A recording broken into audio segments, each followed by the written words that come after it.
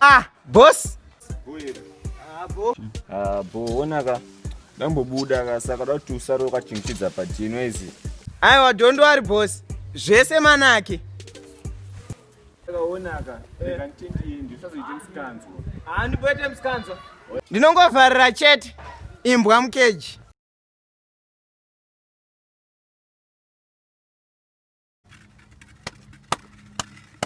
Chumbuluka. Pamusoro yasekuru. Ashikele chumbuluka. Pamusoro yasekuru. Nai chikomana. Apa ndopo wapinda nimwenje mudziva apa chikomana. Unochumbuluka izvozvi. Ende unobvisa shangu. Pakanganisika sekuru. Ngandibvise.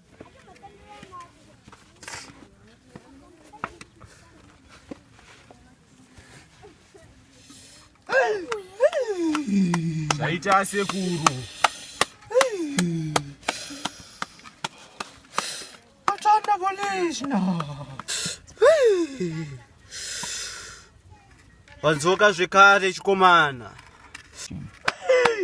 Ndadzoka sekuru, kune musoro yaya sekuru. Kona aba uchine pe. Hey. Ndakati nduda musoro ejaya. Wawane chikomana. Handisati asekuru. Chikomana, ndakakutuene musoro wejaya. Hauna kuuya nawo. Unodei pano. Hamba kahle. Pakakanganisika sekuru. Ndakazama mano. Nengomana imbondishandira. Akazongofuma akakona. Ndisuza ndotasiya sekuru chondibatsira iwo.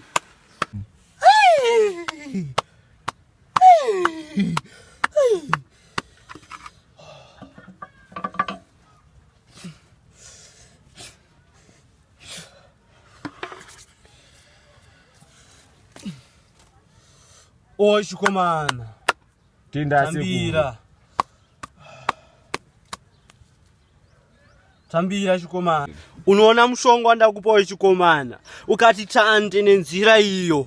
Uchiona mumwe jaya anengari munzira iyoyo. Ndamuvhara. Ndo mushonga wacho iwowo.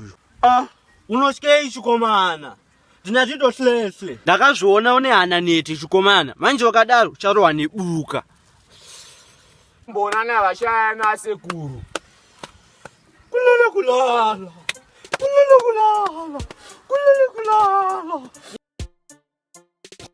Saka muri kuita sei vakomana? Tani 2 hours ichingofamba mukomana uchazisa tamuwana. Hatumwana handichi titusangana naye mberi koko. Haina umana ndadodzokera patini. Koza panana munhu kabo akuitiswa kabo usuzvona. Ko ako. Kona ako mfana. Handi nako. Saka tomboti tikangoda isu tunurora action maize. Saka Repo drive handi. Handi.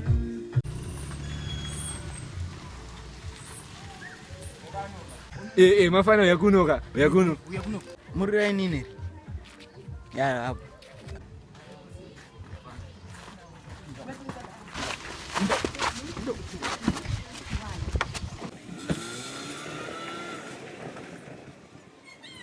Bana, lazima msoro wako mfana. Una msoro wako. Mfana nyarara. Seka. Nyarara mfana.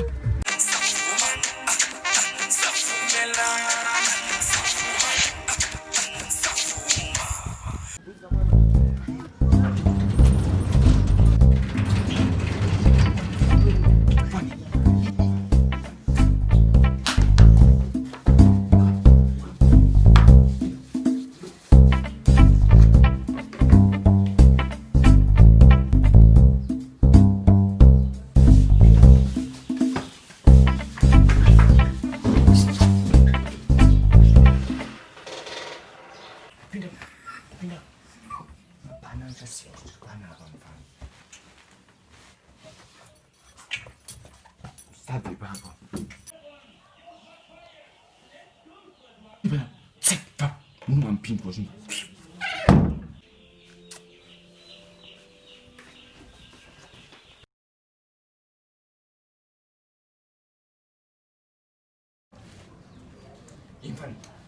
Ndidi uona chipinda murumi wazvinzwa. Asi ndiani? Check man.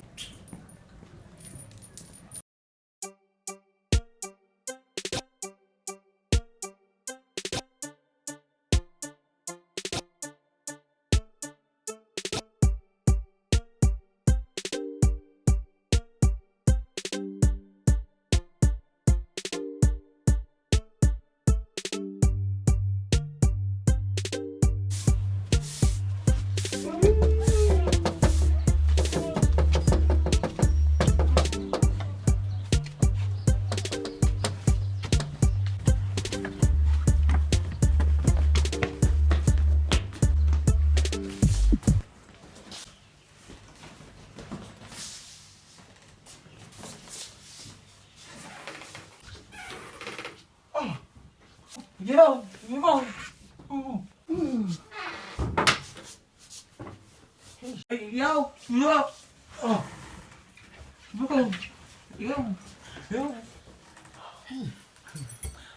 Kuchiko chaitika? Wasungirwe kona boss.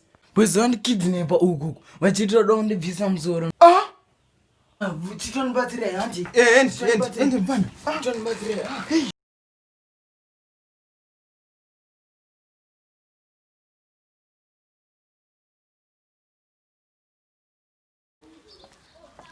Anti. Manje basa.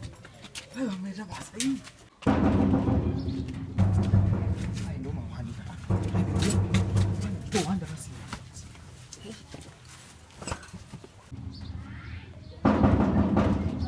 Yai. Makadini? Afternoon, sir. Ndingakubatsira nei? Okay, Mr. Man, let me safely introduce myself. I'm Detective Tangunda Dandara, here with Mr. Denzel. Right, we are here to investigate the issue of a stolen baby, in fact, a stolen child that was kidnapped 3 days ago. Do you know him? Ndimuzivi.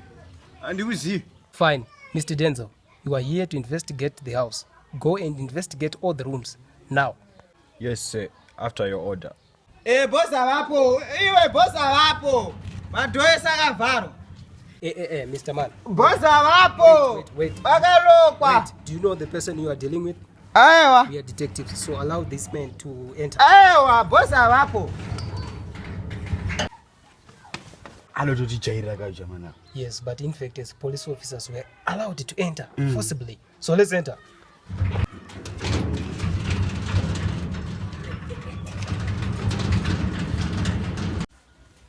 Search all the houses, man. Kumadzoka futi. Hey, shut up.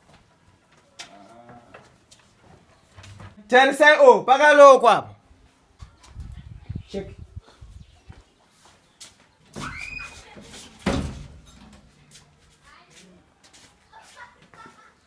Mune nharo stereji. Tell your boss to stay at home. Detective, let's go. We'll be back later.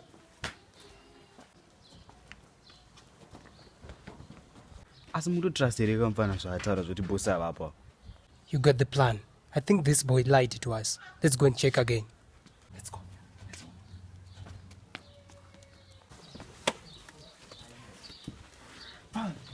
Ndian.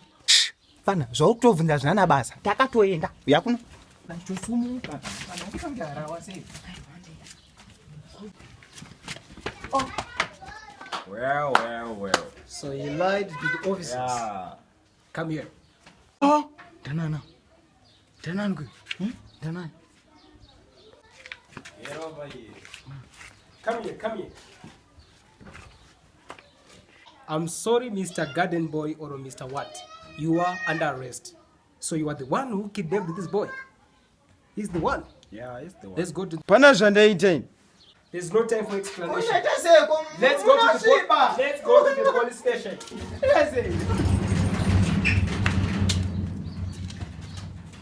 Apa singamunasirika. Ndiende kwaari. Aiwa, kandiendoona amai vangu ndozofamba. Hey, shut up. Detective, what about the boy? Take the boy. Now.